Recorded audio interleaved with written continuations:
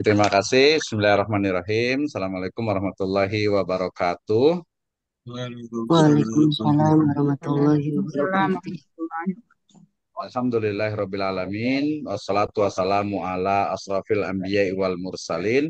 Habibana wa nabiyyana Muhammadin sallallahu alaihi wasallam wa ala alihi wa ashabihi wa man tabi'ahum bi ihsanin ila yaumiddin wa ba'd. Qala Allah Ta'ala fi kitabihil karim. A'udzu billahi minasyaitonir rajim. Bismillahirrahmanirrahim. Wa ma khalaqtul jinna wal insa illa liya'budun. Waqala Rasulullah sallallahu alaihi wasallam kullu mauludin yuladu alal fitrah. Amma ba'd fa inna saqal hadits kitabullah wa khairal huda huda nabiyyu sallallahu alaihi wasallam. Alhamdulillah, syukur Allah Subhanahu wa taala yang telah memberikan kepada kita kenikmatan iman, Islam dan juga ihsan. Salawat dan salam sama-sama kita panjatkan kepada junjungan alam Habibana wa Nabiyana wa Sayyidana Muhammadin Sallallahu Alaihi Wasallam, kepada seluruh ahlul baitnya, para sahabatnya, serta orang-orang yang senantiasa mengikuti jejak sunnahnya hingga akhir zaman. Saya ucapkan terima kasih kepada seluruh mahasiswa di program studi sarjana, program studi pendidikan agama Islam, Sekolah Tinggi Agama Islam Surajul Falah Bogor. Ya, ini adalah pertemuan yang ketiga. Ya, yang ketiga, hari ini saya sebelum kita dengarkan sama-sama presentasi dari kelompok yang sudah siap, ya saya akan jelaskan dulu tentang ada satu teori yang menarik. Nanti Bapak Ibu sekali kalian boleh lihat di berbagai media, ya, atau mungkin sudah ada yang pernah dengar. Ya, judulnya adalah fitrah based learning, ya, atau fitrah based education, ya, pendidikan berbasis fitrah. Ini menarik sekali, ya, terutama kaitannya korelasinya dengan mata kuliah kita, yaitu perkembangan peserta didik. Ya, di sini ada dua model yang ingin saya jelaskan, terutama dari sisi bagaimana sebenarnya fitrah based education ini kemudian menjadi ide yang menarik, terutama dikaitkan, korelasikan dengan mata kuliah kita, yaitu perkembangan peserta didik. Nah, kita pahami bersama, ya, bahwasanya dalam sebuah hadis dari Nabi SAW, ya, beliau pernah bersabda bahwasanya kullu mauludin yuladu alal fitrah, ya, sesungguhnya setiap, ya, manusia yang lahir, ya, dalam keadaan fitrah. Nah, makna fitrah itu seperti apa sebenarnya, ya? Nanti banyak teori, misalnya kalau zaman dahulu itu ada teori tentang tabula rasa, gitu ya, teori di mana, ya, bayi itu, manusia yang baru lahir itu seperti kertas putih, ya, jadi siapa saja yang mencoret-coretkannya itu akan membentuk masa depannya ketika dia dewasa, ya. Tapi dalam konteks ini justru berbeda, karena memang teori ini juga banyak dibantah. Kenapa? Karena sejatinya, ya, manusia yang Foto aja dulu lahir yang satu, itu, jangan ya, makan ya. manusia yang lahir itu dia sudah memiliki potensi. Nah, dalam bahasa Arabnya, ya, namanya itu adalah fitrah, ya. Kullu mauludin yuladu alal fitrah. Sesungguhnya, ya, setiap manusia yang lahir, ya, itu, ya, berada pada fitrahnya. Nah, kita tinggal akan bicara tentang bagaimana berarti ini fitrah dalam konteks ini, yaitu makna fitrah yang dipahami di dalam Al-Quran, hadis, dan juga syariah Islam secara umum ini. Nah, baik, ya, kita akan bicara tentang bagaimana sebenarnya fitrah itu kemudian menjadi juga nanti karakter, ya, karakter yang memang mesti, ya, kita treatment sehingga kedepannya itu akan menjadi, ya, akan mencapai juga tujuan yang kita inginkan, yang tujuan yang kita harapkan, yaitu menjadi insan kamil, ya, menjadi usia seutuhnya tentu saja. Baik, kalian kita lanjutkan, ya. Kita lihat di sini bagaimana sebenarnya fitrah dalam konteks, ya, baik itu hadis ataupun juga pemahaman terkait dengan makna fitrah itu sendiri, ya. Kita pahami, ya, bahwa yang namanya fitrah itu adalah sifat perilaku, ya, karakter yang ada pada diri manusia, ya, baik itu secara internal pada diri manusia, kemudian juga manusia dengan manusia yang lainnya, kemudian manusia dengan alam, ya, manusia dengan kehidupan, dan yang lebih besar tentu saja adalah manusia dengan Tuhan. Ya, I mean yang saya maksud itu adalah bahwasannya salah satu dari karakter fitrah yang cukup clear, sangat jelas adalah bahwasanya setiap manusia yang lahir itu memiliki apa? Fitrah, ya, memiliki satu potensi yaitu mengenal Allah Subhanahu wa taala yang disebut dengan apa? Disebut dengan fitrah keimanan, ya. Jadi fitrah keimanan itu adalah keyakinan di dalam Islam bahwasanya kullu mauludin yuladu alal fitrah tadi itu, bahwasanya setiap manusia itu yang lahir itu dalam keadaan fitrah, dalam keadaan mengenal Allah Subhanahu wa taala, ya. Ini mungkin perlu apa eksperimen, tapi eksperimen itu ekstrim gitu ya. Misalnya ada seorang bayi ya yang baru lahir, kemudian ditempatkan di satu pulau, tidak berinteraksi dengan manusia lain, mungkin dia berinteraksi dengan alam, dengan hewan-hewan gitu ya. Nah, apakah dia nanti besarnya itu akan mengenal Allah Subhanahu wa taala atau tidak? Ya, tapi itu kayaknya tidak sesuai dengan etika penelitian gitu ya. Nah, sehingga kemudian ya kita meyakini salah satu dari teori kebenaran salah satu dari teori kebenaran itu adalah teori kebenaran ilahiyah di mana al-haqqu mir rabbika fala takunanna minal mumtarin. Artinya ya benar kullu mauludin yuladu al fitrah, ya fitrah yang benar bahwa setiap manusia yang lahir pasti memiliki fitrah, memiliki karakter, memiliki potensi keimanan, keyakinan bahwasanya ada Sang Pencipta, ada Tuhan Allah Subhanahu wa taala, ya. Nah, dari fitrah ini kemudian ya tugas dari para pendidik itu adalah bagaimana mentreatment, ya, bagaimana mengembangkan dari potensi fitrah keimanan itu. Ah, ya, ini berarti masuk ke dalam ya metodologi pembelajaran bagaimana cara mengajarkan akidah, ya, akhlak, ya, mengajarkan akidah dulu kepada anak usia kemarin kita sebut bahwasannya disebut dengan peserta didik, ya, perkembangan peserta didik itu adalah dari mulai ya kita sebut saja TK, ya.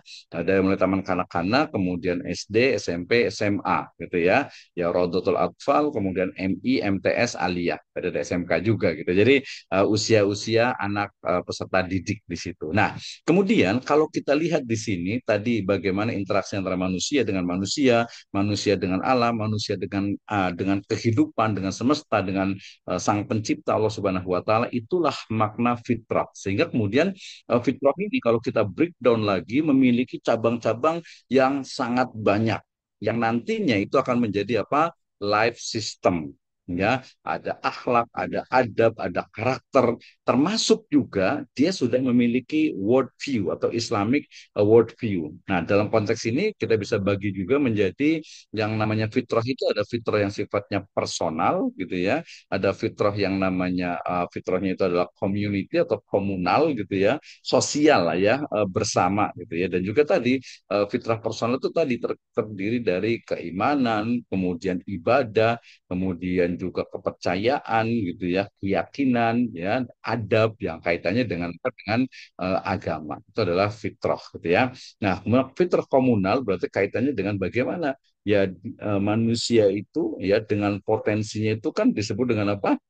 Disebut juga dengan apa zone politikon gitu misalnya gitu ya, disebut dengan apa makhluk sosial sehingga dia nggak bisa hidup sendiri. Nah, untuk tidak bisa hidup sendiri itu otomatis harus di treatment, ya, harus dilakukan pengembangan, ya, bagaimana cara mengajarkan misalnya berinteraksi dengan teman, berinteraksi dengan lebih muda, lebih tua, sebaya. Nah, itu masuk ke dalam fitrah komunal yang mestinya nanti bisa dikembangkan.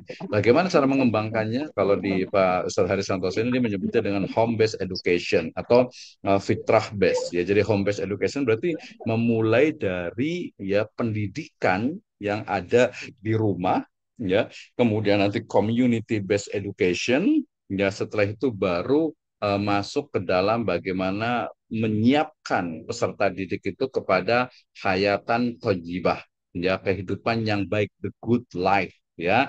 Nah, ini juga salah satu dengan apa? Dengan fitrah ya dalam konteks yang lebih luas lagi kenegaraan yaitu baldatun thayyibatun wa rabbun ghafur. Ya, kenapa? Karena nanti ujungnya the mission of life, ya kan? Jadi misi dari manusia hidup itu kan apa? Wa ma arsalnaka illa rahmatan lil alamin, basiro wa nadhiro gitu ya. Jadi itu kan tujuannya. Jadi mulai dari akhir gitu ya. Kemudian juga ada karakter khusus juga misalnya ummatan wasaton gitu ya atau khairu ummah ya kuntum khairu ummatin ukhrijat linnas ta'muruna bil ma'ruf wa tanhauna anil munkar. Nah, ini adalah fitrah based education. Nah, kemudian ada pertanyaan. Jadi bagaimana nih ya? Tadi kan berangkatnya bahwa pendidikan itu kan menyampaikan ya, atau menyampaikan artinya tertuju kepada the mission of life ya. Jadi misi kehidupan apa sih misi kehidupan sebagai manusia?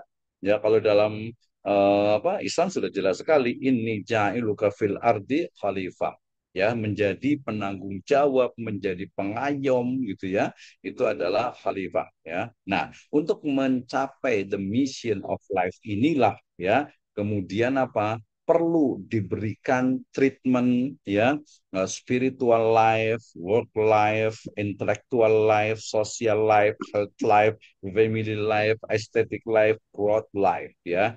Jadi mulai dari apa nih yang bisa dikembangkan dari nilai-nilai spiritual tadi kan sudah fitrah ya jadi manusia itu kan pasti ya mestinya nih, walaupun tadi ini sebenarnya saya mau tanya-tanya gitu ya.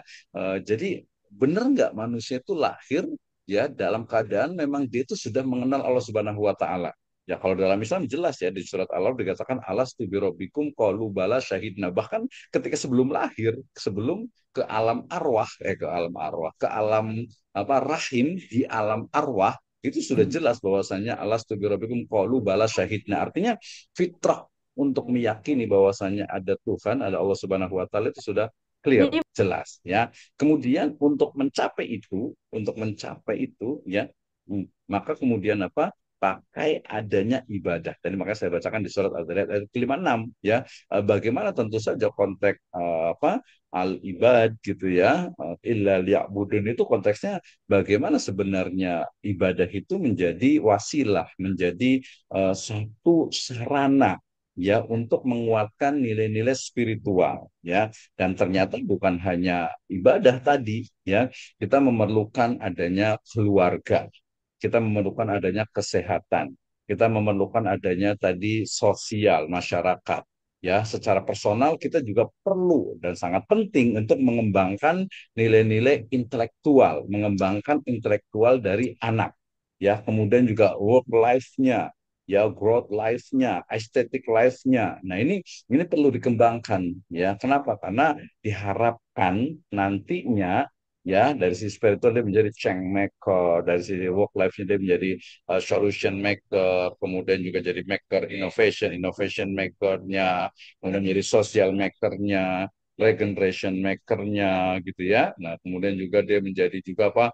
Health maker-nya. Artinya menjadi sebuah wasilah menjadi juga apa tahapan bukan wasilah ya menjadi satu tahapan untuk mencapai tujuan hidup ya jadi kita berbeda dengan misalnya orang-orang yang menganggap bahwasanya udah kesuksesan itu adalah ketika uang banyak harta banyak kekuasaan jabatan tidak hanya itu tapi nilai spiritual kemudian juga etikanya adabnya akhlak itu menjadi hal yang sangat penting sehingga spiritual life intellectual life ya termasuk tadi adalah emotional life, social life itu menjadi bagian tidak terpisahkan dalam proses pendidikan. Nah, dari fitrah based education ini sebenarnya kita mestinya bisa mengembangkan lagi bagaimana sebenarnya teori-teori terkait dengan perkembangan dari peserta didik gitu ya. Jadi bukan hanya teori-teori yang sifatnya itu sudah ada sekarang, tapi kita menggali dari apa our belief ya dari keyakinan kita seperti apa sih sebenarnya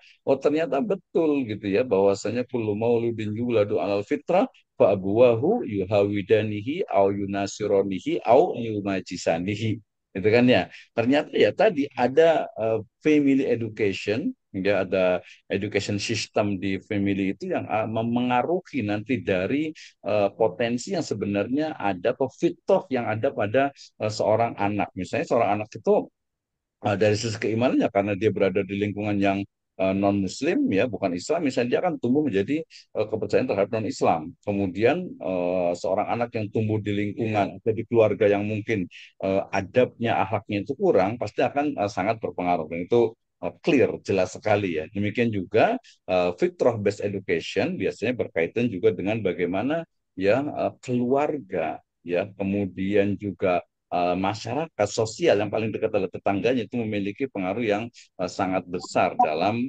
pembentukan dari ya peserta didik atau seorang anak. Nah, sehingga kemudian ibu dan bapak sekalian mestinya kita mampu nih ya bukan hanya dari sisi bagaimana sebenarnya mendidik mengembangkan atau mungkin mungkin juga disebutnya itu dengan mentreatment seorang anak gitu ya. Tapi betul-betul kita bisa atau mampu untuk menyiapkan ya, menyiapkan siapa, menyiapkan peserta didik, menyiapkan anak untuk mampu ya menghadapi ya atau menyiapkan untuk bekal atau untuk ya masa depannya ya. Nah, itu adalah memahami dulu. Jadi bukan hanya dari sisi oh kalau secara teori mungkin mudah gitu. Gimana cara mengajarkannya? Ya gampang kok tinggal memberi contoh gitu ya, kemudian juga mungkin apa mengajarkan. Nah, itu yang perlu dikembangkan. Jadi tidak segeneral itu gitu ya, tapi lebih luas lagi. Nah, baik, Bapak sekalian, teman-teman semuanya, itu sebagai pengantar kita dalam mata kuliah ya perkembangan peserta didik sehingga kita